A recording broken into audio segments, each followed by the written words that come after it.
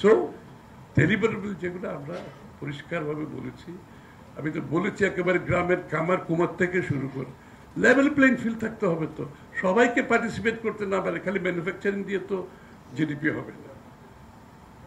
এই লোকগুলো যখন তাদের ইনকাম করবে গ্রামে গঞ্জের থেকে, তার এক্সপোর্ট করতে পারবে, ব্র্যান্ডিং হবে, এদের তো জীবনযাত্রার মান উন্নতি হবে। এরা খরচ করবে, এরা খরচ করলে ইকোনমি ড্রাইভ করবে। এদের পণ্য তো এক্সপোর্ট করে আপনার টাকা আসবে, আপনার আইটি রিলেটেড ব্যবসার মাধ্যমে টাকা আসবে, এবং এদের জীবনযাত্রার মান যত বেশি উন্নত হবে ইকোনমিতে সার্কুলেট করবে। তো আমরা ভবিষ্যতে বেশি বিগত নিয়ে বিএনপির যে কি বলে ওই গ্লোরি, যে আমরা স্যাক্রিফাইস করছি, তো আমি স্যাক্রিফাইস করছি বলে আমি প্রত্যেকদিন বলতে হবে এটাকে আমার অধিকার। আমি তো দেশের জন্য স্যাক্রিফাইস করেছি। এটা আমি আবারও বলছি যে মুক্তিযুদ্ধ করেছি, এখন সারা জীবন এখন দেশ আমাকে দেখাশোনা করতে হবে। আমার 14 গোষ্ঠী মুক্তিযুদ্ধ বিক্রি করতে করতে করতে করতে দেশই ধ্বংস হয়ে গেল। আবার এখন শুরু হয়েছে আরেক বিক্রি শুরু। এটা আরেকটি, এটার কৃতিত্ব কে নেবে? তো বিএনপিতে আমরা তো বলছি আমরা কোনো কৃতিত্ব নিচ্ছি, এটা বাংলাদেশের মানুষের কৃতিত্ব, আমাদের কোনো কৃতিত্ব নেই। আমি আমার দায়িত্ব পালন করেছি নাগরিক হিসাবে। মানুষ এগিয়ে আসছে, ঘটেছে, দেশের মানুষ আজকে লাভবান। আমরা এখন সামনের দিকে যাই, এটা বেচা বিক্রির তো দরকার নেই। আমি কি করেছি না করেছি প্রত্যেকদিন বলতে থাকবো। আমাকে সাংবাদিকরা আপনার জেলের অভিজ্ঞতা, আমি যে রাখো জেলের চ্যাপ্টার শেষ হয়ে গেছে, তুমি আমাদের জিজ্ঞেস করো বাংলাদেশের জন্য কি করবেন, এটা আমাদের জিজ্ঞেস করো। ওই চ্যাপ্টার শেষ, ওই গল্প বলতে চাই না। ওই গল্প যদি শুরু করেন, ওই গল্পের শেষ নাই, আপনার কোনো কাজ হবে না, কোনো কাজ করতে পারবেন না। আমরা ঐক্যবদ্ধভাবে জাতি হিসেবে একসাথে এগিয়ে যাই।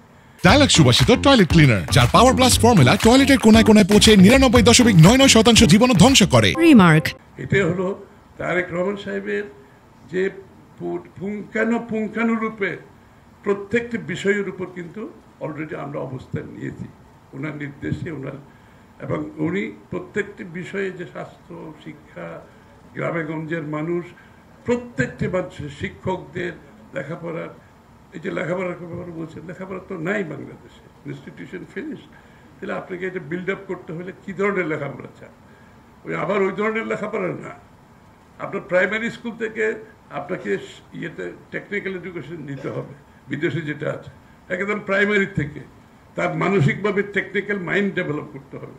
যাতে সব ডাক্তার ইঞ্জিনিয়ার তো হবে না, আমার এই লোকগুলোতে স্কিল ডেভেলপ করে তার ইনকাম। আমাদের একটা প্লাম্বার নাই, একটা ইলেকট্রিশিয়ান নাই, প্রপার নাই, এমনি ফ্যামিলিগত কাজ করে যাচ্ছে, এডুকেটেড নাই। এডুকেটেড হলে আপনি বিদেশে তো, যে এখন $500 যায় মাসে, তার মাসে ইনকাম হবে $5,000, প্লাম্বারের। ইলেকট্রিশিয়ানের হবে $5,000 500 জায়গায়। তা আপনার রেমিটেন্স কোথায় যাবে আপনি চিন্তা করেছেন? আপনার মানব সম্পদ উন্নয়ন হচ্ছে সবচেয়ে বড় উন্নয়ন।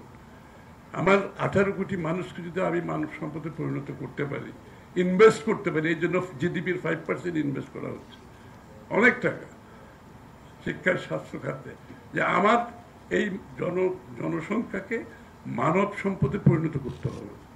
ওই ইনভেস্টমেন্ট করতে হবে আপনাকে। মানুষের স্বাস্থ্য ঠিক রাখতে হবে, লেখাপড়া ঠিক রাখতে হবে, প্রত্যেকটি পরিবারের জন্য নিশ্চিত করতে হবে। এটা তার নাগরিক অধিকার, এটা তো আপনি কাউকে ফেভার করতেছেন না। আপনি তো ফেভার করতে করতে অর্থনীতি 12টা বেজে গেছে, এটা দরকার, ওর ওইটা দরকার, কিন্তু যারা নাগরিক তার অধিকার কই, তার পাওনাটা কোথায় কি? সুতরাং পলিটিক্স হ্যাজ চেঞ্জড, আকাঙ্ক্ষা বদলে গেছে, রাজনীতির জবাবদিহিতা অন্য লেভেলে যাবে এবং যাওয়া উচিত।